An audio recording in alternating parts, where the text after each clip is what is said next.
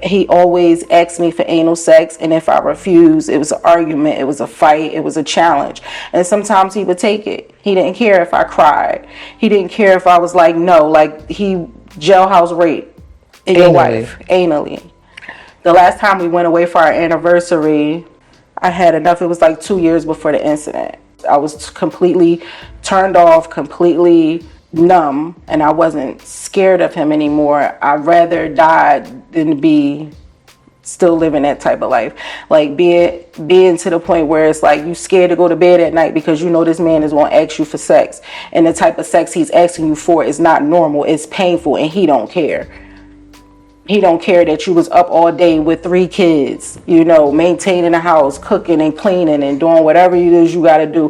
He don't care if your period on. He don't care if you have a headache. He don't care. I just started to feel like I wasn't being loved anymore. Aisha's harrowing story begins with a violent confrontation that would ultimately lead to her husband's decade-long imprisonment. That night, after discussing divorce and resolving to leave him, she had put her children to bed with a sense of hope. However, her estranged husband T, who had secretly kept a copy of his house key, appeared in her doorway while she slept. The ensuing confrontation exemplified the cycle of abuse that had dominated their relationship. T trapped her in the room for hours, alternating between pleading and threats. When Aisha finally stood firm in her decision to leave, he attacked her with devastating force, beating her and attempting to strangle her. Only by biting his finger to the bone did she manage to break his grip and survive. The violence that night reached new heights of brutality. After forcing her into the bathroom to clean her wounds, T led Aisha to their basement filled with tools that could become weapons. She managed to escape to her truck, though T threatened suicide before fleeing. With her children, who had been awake and hiding during the attack, Aisha drove erratically toward the hospital until a police officer intercepted them and provided an escort. The physical damage was severe: a gashed eye and cheek, a knocked-out tooth, blood streaming down her face. This time, Aisha resolved to press charges, breaking the pattern of covering up his abuse. She had previously even lied to his probation officer at his behest, staying home when bruises marked her skin. Their history together stretched back to when Aisha was 12 and T was 16, a neighborhood boy who offered to protect her. They reconnected 12 years later, but she didn't know about his violent past, including an 8-year prison sentence for robbing and pistol whipping a store owner at age 16. The audio recording Aisha made proved crucial to his conviction. In it, she deliberately established that she had never cheated, stolen, or disrespected him, anticipating he might try to defame her character. She had been a devoted wife, keeping an immaculate home and meeting his needs, yet still endured relentless abuse. Their 13-year marriage was marked by escalating sexual demands and manipulation. T struggled with his sexuality, constantly pressuring Aisha for anal sex, despite her tears and refusals. He watched extensive pornography and eventually demanded she participate in acts that left her feeling violated and dehumanized. The financial control was absolute. Though T provided well, buying them a house outside Philadelphia and furnishing it lavishly, it was all leverage to keep her dependent. Any attempt by Aisha to work or attend school was met with fierce opposition. With 3 young children and no independent income, she felt trapped. The situation grew more complex as T's sexual confusion deepened. He began watching specific types of pornography and ultimately pressured Aisha into using sex toys on him, insisting it wasn't gay if a woman did it. She later discovered hidden folders on his computer containing both family photos and explicit material. Their religious life offered no refuge. Though they attended church regularly with their children, T weaponized their faith, using prayers and promises of change to maintain control.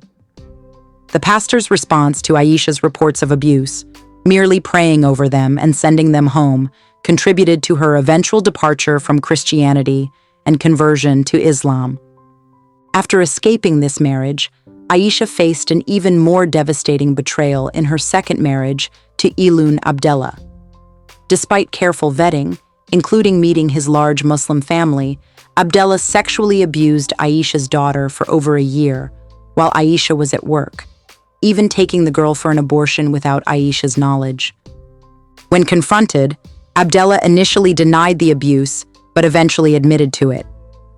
Aisha worked methodically with local authorities and detectives to secure warrants for his arrest, with the abortion clinic paperwork providing crucial evidence.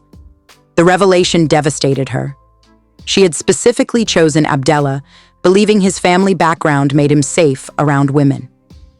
Throughout both relationships, Aisha's primary concern was protecting her children. She had stayed with T partly due to insecurities about raising her daughter without her father. With Abdallah, she thought she had found someone who would help protect her daughter while she worked. The guilt of failing to prevent her daughter's abuse weighs heavily on her.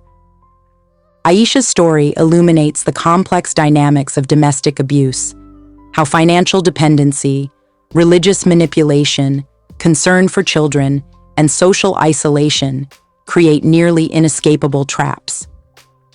The escalation of violence when victims try to leave makes escape particularly dangerous without support systems in place.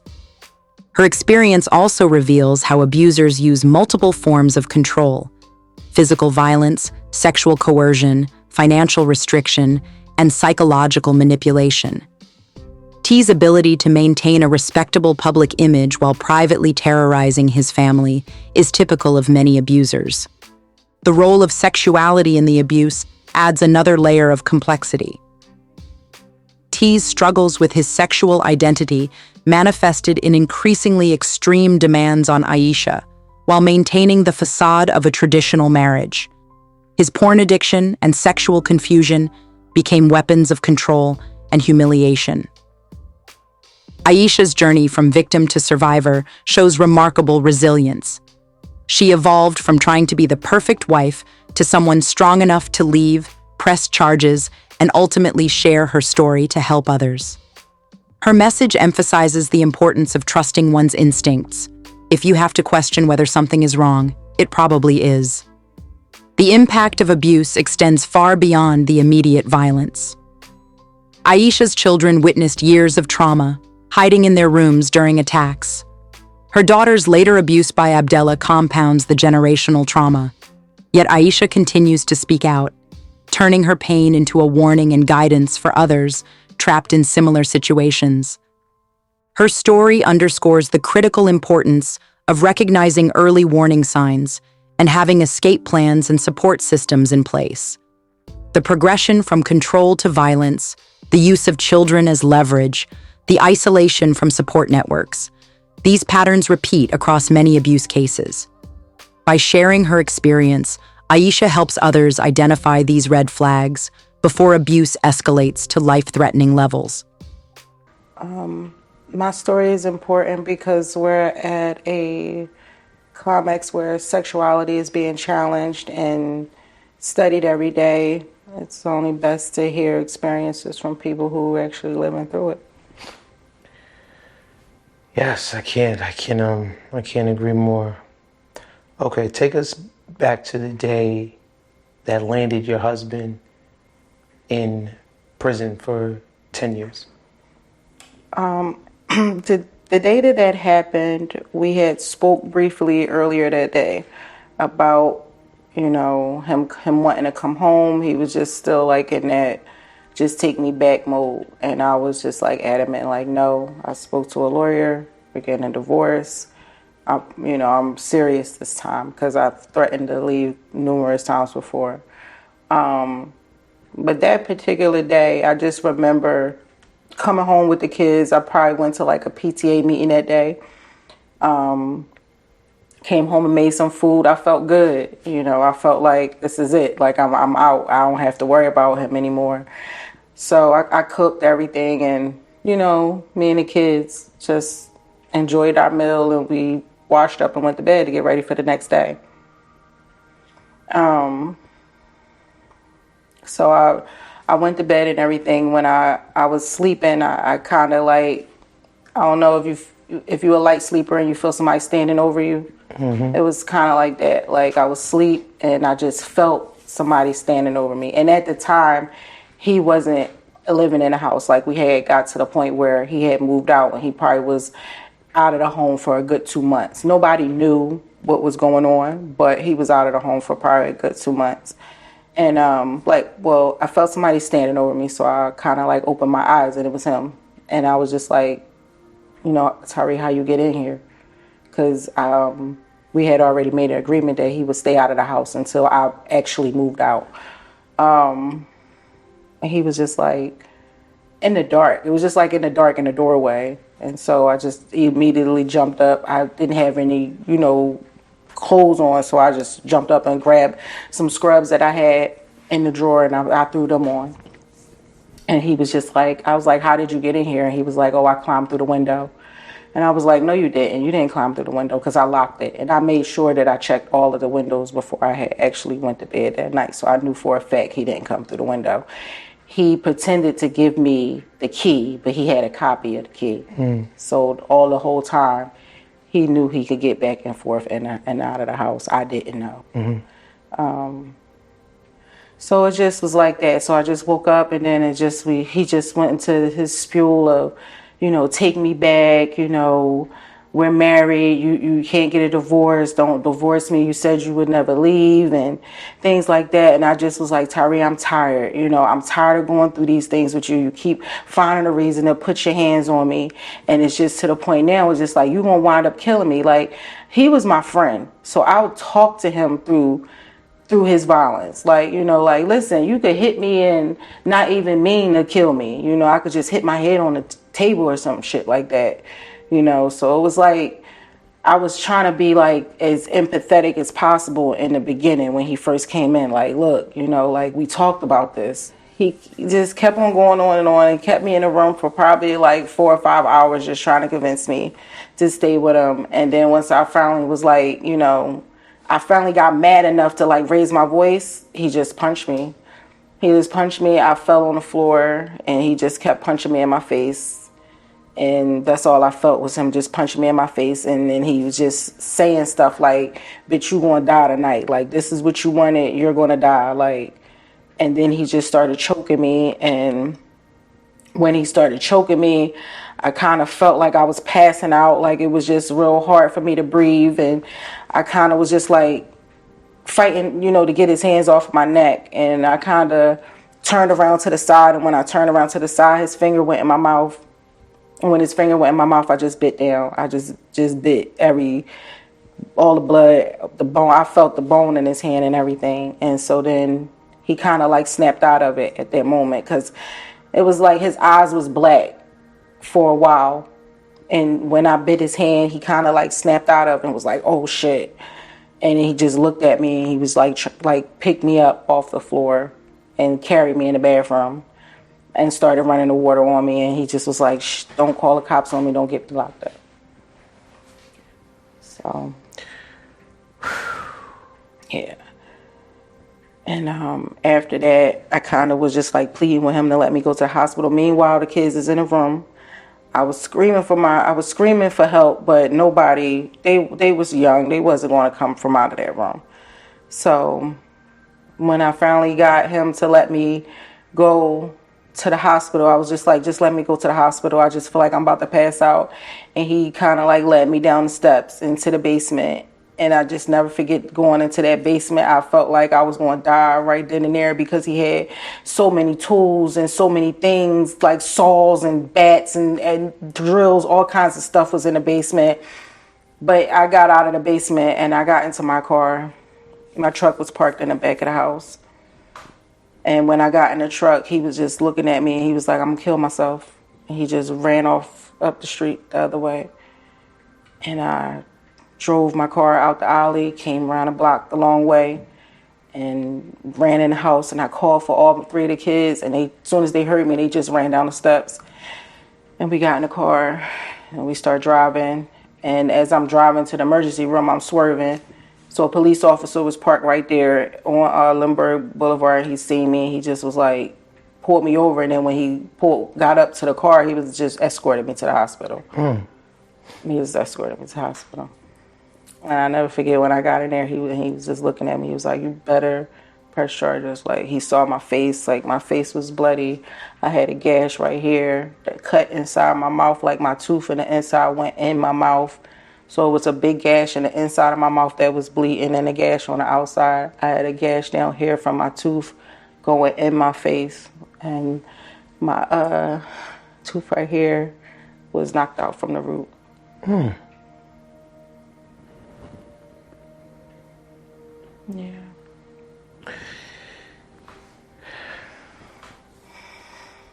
Is your kids reacting while this is going on? Do they hear it? Are they asleep through it? What? They weren't asleep.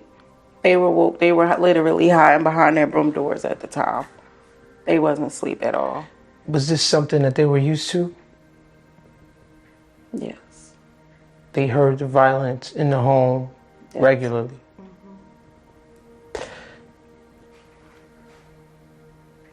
Is it ever occur to you, like, maybe I'm not going to press charges, or did you know? No. I knew I had to press charges. I knew I had to press charges because he wasn't the type of person, like, he's done this before. And I remember one time it got so far as me calling his probation officer. And he talked me out of telling her the truth. He was that good of persuading me not to press charges or, you know, just to go along with it. Like, if I was bruised up, I stay home. He went to jail before? For what? The first time he went to jail for robbing a store. And the ironic thing was the store was on the corner of the block where I grew up. I never knew it was him that robbed that lady. But I remember what that lady face looked like when he robbed her, Miss Kim. I remember what her face looked like. She had a black eye, black and blue for a while. He pistol whipped her. I didn't know that was him until after we were together. And he would tell me, yeah, you know, I got locked up. So I robbed her. Oh, wow, that was you. Never knew.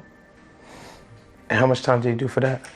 He did 8 years for that. Wow. But he was pretty young when he did that. So he was like 16, about to be 17. So when he did that, they let him go to jail. He served some time and then he got out on probation or parole or whatever. But he violated that because he got into a fight with his then baby mom's husband. And he got in a fight with him, which led him back to do the rest of his time. So this was someone, a violent person. You've known him to be violent. The thing about it is that I met Tyree when I was 12. He was probably 16. He was a boy in the neighborhood. I was new to the neighborhood. He was a boy in the neighborhood. If I had to go anywhere, I had to walk past his block, and he was always outside. So he was always like, hey, you all right? Anybody messing with you? You know, it was that type of relationship. It wasn't that I knew him. Right. You know what I'm saying? And we met back up almost 12 years later. So it went from a childhood crush to, all right, I just ran into my childhood crush. And this is at 16 years old when you meet him. He goes to prison at 17 years old, which is a year later. You told me he already had kids. He already had 2 children. 16 years old. And I didn't know that either. I didn't know none of this until I was already involved with him.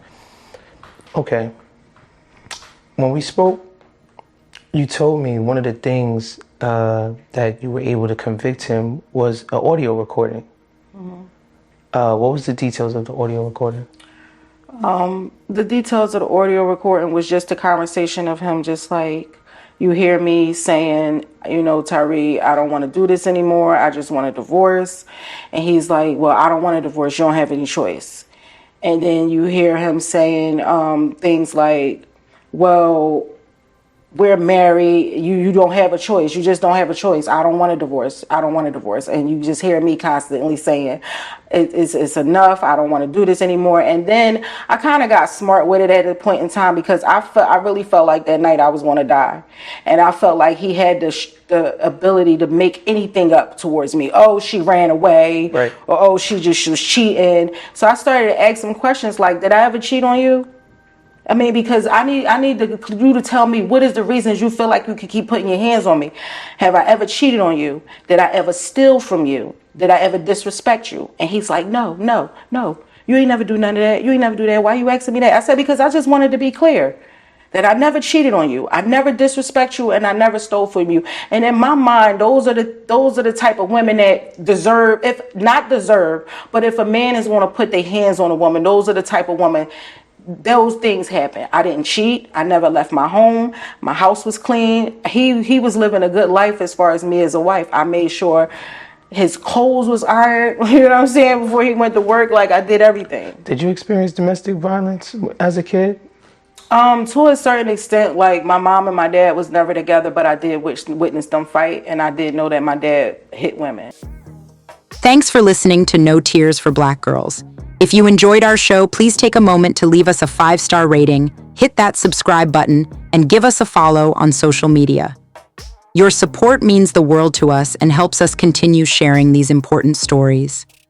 Stay blessed, stay loved, and most importantly, stay safe.